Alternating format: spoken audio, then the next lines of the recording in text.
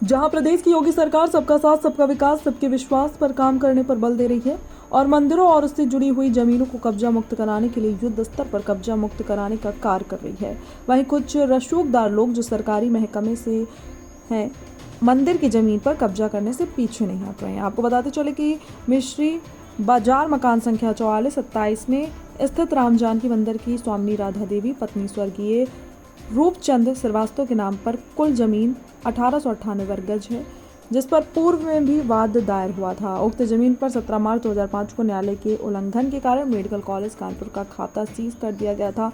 उपरोक्त प्रकरण में न्यायालय द्वारा 17 मई 2010 को राधा देवी को पुलिस बल के सहारे कब्जा दिलवाया गया था। राधा देवी द्वारा उक्त जमीन पर पिलर लगाकर तार लगवा दिए गए, जिसे वर्तमान में मेडिकल कॉलेज के प्राचार्य संजय काला द्वारा पुनः आदेशों का उल्लंघन करते हुए लगे हुए तारों को हटाकर उसे जमीन पर अपना कब्जा करते हुए पार्किंग स्टैंड बना दिया गया है।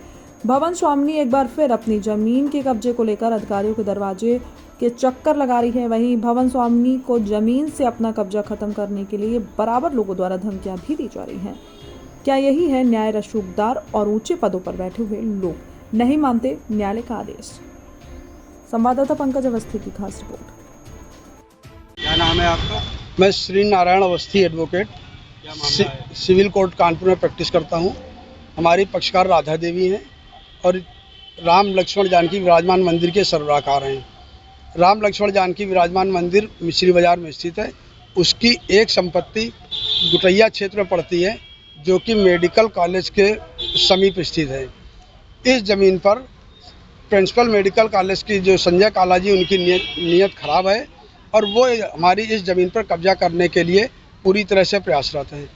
इस ज़मीन पर न्यायालय ने एक स्टे आदेश पारित किया कि इस ज़मीन पर मेडिकल कॉलेज के द्वारा या प्रदेश सरकार के द्वारा कोई भी अवैध रूप से कब्जा नहीं किया जाएगा, और इस आदेश के बावजूद मेडिकल कॉलेज ज़बरदस्ती उस ज़मीन पर कब्जा करने के लिए आमादा है।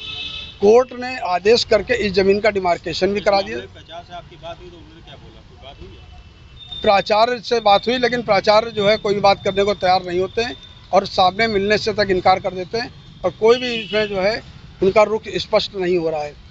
इस संबंध में कोर्ट ने एक आदेश भी किया और राम लक्ष्मण जानकी की जो पूरी ज़मीन थी, उस ज़मीन को डिमार्केशन करके लोहे के पिलर गड़वा दिए और तार बंधवा दिए उसमें, और इसके लिए थाना स्वरूपनगर की पुलिस की मदद से सब काम हुआ।